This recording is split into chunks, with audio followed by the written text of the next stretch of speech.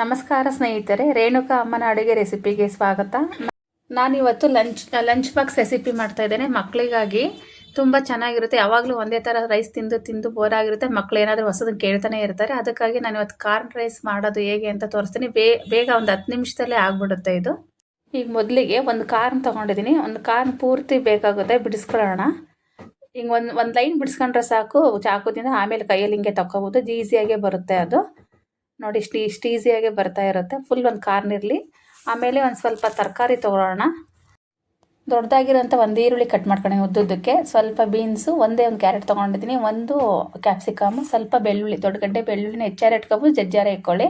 ಇಷ್ಟು ಕಾರ್ನು, ಆಮೇಲೆ ಹಸಿಮೆಣ್ಸಿಕಾಯಿ ಒಂದು 7-8 ತೊಗೊಂಡಿದ್ದೀನಿ, ಸ್ವಲ್ಪ ಕೊತ್ತಂಬರಿ ಸೊಪ್ಪು. ಈಗ ಒಲೆ ಹಚ್ಕೊಳ್ಳೋಣ. ಒಂದು ಬಾಣಲೆ ಇಟ್ಕೊಂಡು ನಾನು ಸ್ವಲ್ಪ ಎಣ್ಣೆ ಹಾಕ್ಕೊಂಡಿದ್ದೀನಿ. ಸ್ವಲ್ಪ ಕಸ್ತೂರಿ ಮೆಂತ್ಯ ಹಾಕೊಳ್ಳೋಣ.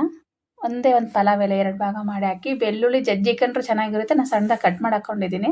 ಅದು ಚೆನ್ನಾಗಿ ಫ್ರೈ ಆದಮೇಲೆ ಹಸಿಮೆಣ್ಸಿಕಾಯಿ ಹಾಕಿ. ಈರುಳ್ಳಿ ಅಷ್ಟು ಉದ್ದುದ್ದಕ್ಕಿರಲಿ, ಸ್ವಲ್ಪ ಅದು ಫ್ರೈ ಆಗಲಿ.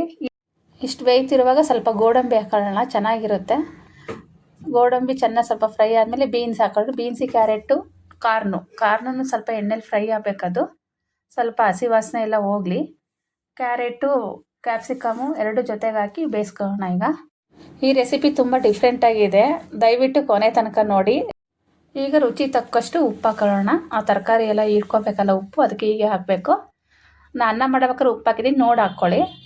ಸ್ವಲ್ಪ ಬೇಯಲಿ ಅದು. ರೇಣುಕಾ ಅಮ್ಮನ ಅಡುಗೆ ಚಾನಲ್ಗೆ ದಯವಿಟ್ಟು ಲೈಕ್ ಮಾಡಿ, ನಿಮ್ಮ ಸ್ನೇಹಿತರೊಂದಿಗೆ ಶೇರ್ ಮಾಡಿ, ಸಬ್ಸ್ಕ್ರೈಬ್ ಮಾಡ್ಕೊಳ್ಳಿ ಪ್ಲೀಸ್.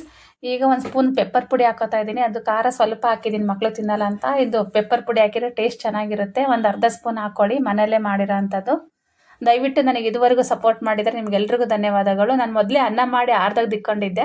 ಸ್ವಲ್ಪ ಆರಿದ್ರೆ ಚೆನ್ನಾಗಿರುತ್ತೆ. ಇದು ಸ್ವಲ್ಪ ಬಿಸಿನೇ ಇತ್ತು, ಆದರೂ ಕಲಿಸ್ತಾ ಇದ್ದೀನಿ. ಸೊ ನೀವು ಸ್ವಲ್ಪ ಹೊತ್ತು ಮುಂಚೆನೇ ತೆಗೆದಿಡಿ ಅನ್ನನ, ಆಮೇಲೆ ಕಲಸಿ ನೋಡಿರಿ, ಚೆನ್ನಾಗಿ ಬರುತ್ತೆ. ಮಕ್ಕಳು ತುಂಬ ಇಷ್ಟಪಟ್ಕೊಂಡು ತಿಂತಾರೆ. ನಿಮ್ಮೆಲ್ರಿಗೂ ಇದೇ ಥರ ಹೆಲ್ತಿ ರೆಸಿಪಿಗಳು ಮತ್ತು ಬೇಗ 10 ನಿಮಿಷದಲ್ಲಿ ಆಗುವಂಥ ರೆಸಿಪಿಗಳನ್ನು ಹಾಕ್ತಾ ಇರ್ತೀನಿ. ದಯವಿಟ್ಟು ನಮ್ಮ ಚಾನಲ್ನ ಸಬ್ಸ್ಕ್ರೈಬ್ ಮಾಡ್ಕೊಳ್ಳಿ ಪ್ಲೀಸ್. ಇಲ್ಲಿವರೆಗೂ ನನಗೆ ಸಪೋರ್ಟ್ ಮಾಡೋದಕ್ಕೆ ಧನ್ಯವಾದಗಳು. ದಯವಿಟ್ಟು ಈ ರೆಸಿಪಿ ಹೇಗೆ ಬಂದಿದೆ ಅಂತ ಕಮೆಂಟ್ ಮಾಡಿ ಪ್ಲೀಸ್. ನೀವು ಕಮೆಂಟ್ ಮಾಡೋದ್ರಿಂದ ನಮಗೆ ಅದೊಂದು ಮೋಟಿವೇಶನ್ ಸಿಕ್ದಂಗೆ ಆಗುತ್ತೆ. ನಮಗಿನ್ನು ಮುಂದೆ ಒಳ್ಳೊಳ್ಳೆ ವೀಡಿಯೋ ಮಾಡೋಕ್ಕೆ ಅನುಕೂಲ ಆಗುತ್ತೆ. ನೋಡಿ, ಈಗ ಕಾರ್ನ್ ರೈಸ್ ರೆಡಿ ಆಗಿದೆ. ಇದು ನೋಡೋದಕ್ಕೂ ಚೆನ್ನಾಗಿರುತ್ತೆ, ಮಕ್ಕಳಿಗೂ ಇಷ್ಟ ಆಗುತ್ತೆ.